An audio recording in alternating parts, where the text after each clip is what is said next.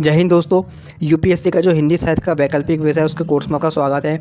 ये आपके सामने जो स्क्रीनशॉट आप स्क्रीन पे देख पा रहे हैं ये यूपीएससी का हिंदी साहित्य का पेपर 2 है, जहाँ पर जो सेक्शन ए है वहाँ पर हमसे 5 दोहे पूछे जाते हैं। हर दोहा 10 नंबर का होता है, जिसका हमें उसका अर्थ और उसकी व्याख्या लिखनी होती है। 50 नंबर का ये पूरा सेक्शन आता है, जहाँ पर कबीर के दोहे हो सकते हैं या फिर जो बिहारी की रचनाएं हैं उसके बारे में आपसे पूछा जा सकता है। तो इस वीडियो में हम अभी कबीर के दोहे चल रहे हैं। हम आपको बहुत ही आसान भाषा में हम आपको दोहे का अर्थ और उसकी व्याख्या बताएंगे, जो आपको एज इट इज़ नोट्स बना लेने हैं, और जो भी मोस्ट इंपॉर्टेंट दोहे हैं हम आपको वही बता रहे हैं। ठीक है, तो शुरू करते हैं। आज का जो कबीर का दोहा है वो है, सतगुरु हमसु रीझ कर कहया एक प्रसंग, बरसिया बादर प्रेम का भीज गया सबंग। तो सबसे पहले हम इनका अर्थ समझ लेते हैं। सतगुरु मतलब सतगुरु, हमसु का मतलब है हमसे, रीझ कर मतलब है कि हमारी किसी बात के ऊपर प्रसन्न होना।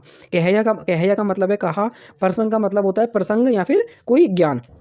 बरसिया का मतलब होता है बरसना, बादर का मतलब होता है बादल, और भीज का मतलब होता है भीग जाना।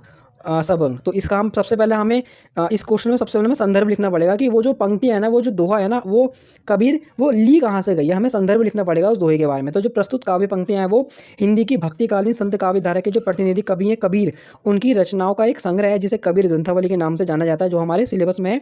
उसी कबीर ग्रंथावली का एक अंग है गुरु को अंग, वहाँ से लिया गया है। कबीर ने 3 तरह की दोहे लिखे हैं। पहले कैटेगरी में वो दोहे आते हैं जो कबीर ने गुरु के लिए लिखे हैं। दूसरी कैटेगरी में वो दोहे आते हैं जो कबीर ने ईश्वर के लिए लिए हैं, ईश्वर के प्रति जो समर्पण है उसके लिए लिखे हैं। तीसरी कैटेगरी में वो दोहे आते हैं जो कबीर ने विरह, जिसको हम विरह को अंग बोलते हैं, जहाँ पर कबीर को ऐसा महसूस होता है कि जो वो है ना वो ईश्वर से बिछड़ रहे हैं, तो उसको विरह को अंग कहा जाता है। तो ये जो दोहा है ना ये गुरु के बारे में है, तो ये गुरु के अंग से लिया गया है संत काव्यधारा में, क्योंकि कबीर खुद भी एक संत है और वो संत काव्यधारा को फॉलो करते हैं। तो संत काव्यधारा में जो गुरु के प्रति अनन्य कृतज्ञता ज्ञापित की गई है, और ये दोहा भी इसी भाव से युक्त है। ये आपको एज इट इज़ लिख करके आ जाना है, कोई इसमें आपको एडिट नहीं करना है। ठीक है, अगला है प्रसंग। प्रसंग का मतलब यह है कि कबीर कहना क्या चाह रहे हैं इस दोहे में। तो कबीर जो है ना वो भारतीय साहित्य परंपरा के एकमात्र रचनाकार है जिन्होंने गुरु को ईश्वर से भी अधिक महत्व दिया। आपने कबीर का वो दोहा सुना होगा कि गुरु गोविंद दो खड़े काके लागू पाए, बलिहारी गुरु आपने जिंद गोविंद दियो मिला है। तो कबीर कहते भी है कि अगर ईश्वर और गुरु दोनों मेरे सामने खड़ा है ना, तो मैं मेरे गुरु को ज़्यादा महत्व दूंगा, क्योंकि मेरे गुरु की वजह से ही मैं ईश्वर से मिल पाया हूँ। तो इसलिए जो संत काव्य धारा है ना वहाँ पर गुरु को बहुत ज़्यादा महत्व दिया जाता है।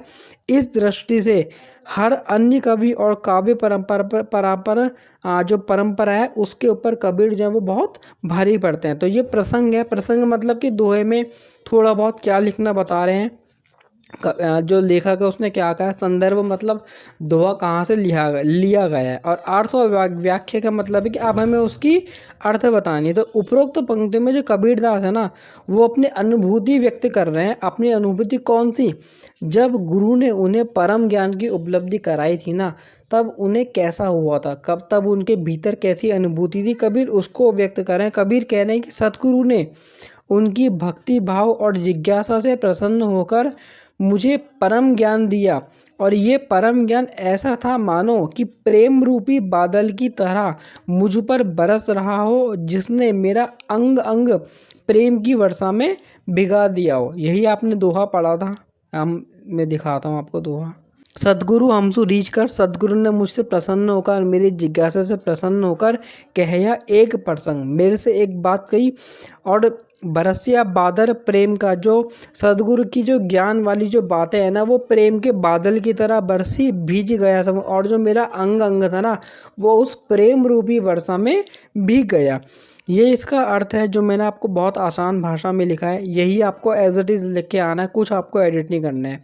विशेष क्या है, विशेष मतलब और कबीर क्या कहना चाह रहे हैं ये हमें लिखना है कि कबीर जो गुरु के प्रति अनन्य कृतज्ञता का भाव की जो अभिव्यक्ति है ना, और उसका जो महत्व का बखान है, वो संत काव्यधारा की बड़ी ही एक महत्वपूर्ण विशेषता है, जिसकी सुंदर और मार्मिक अभिव्यक्ति उपरोक्त पंक्तियों में की गई है।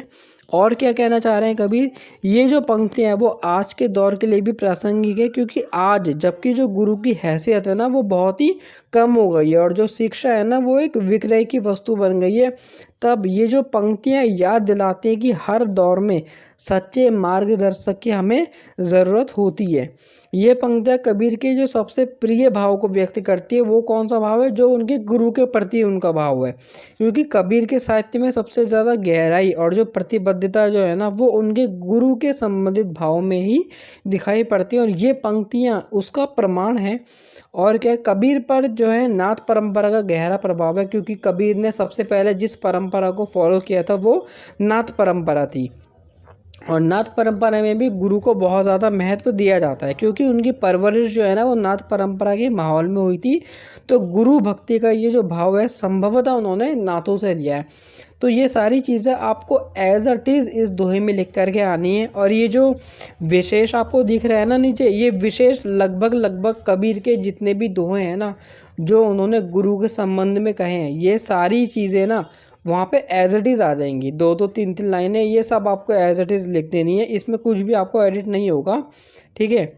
तो अगर आपको एक्सप्लेनेशन थोड़ी सी भी अगर अच्छी लगी हो तो वीडियो को लाइक करें और चैनल को सब्सक्राइब करें। और हिंदी साहित्य का हम आपको फ्री में कोर्स करवा रहे हैं यूट्यूब पर। हम हर एक चैप्टर को क्वेश्चन और आंसर के हिसाब से कंप्लीट कर रहे हैं, तो आप प्लेलिस्ट में जा कर के हमारे चैनल की देख सकते हैं। Thank you so much.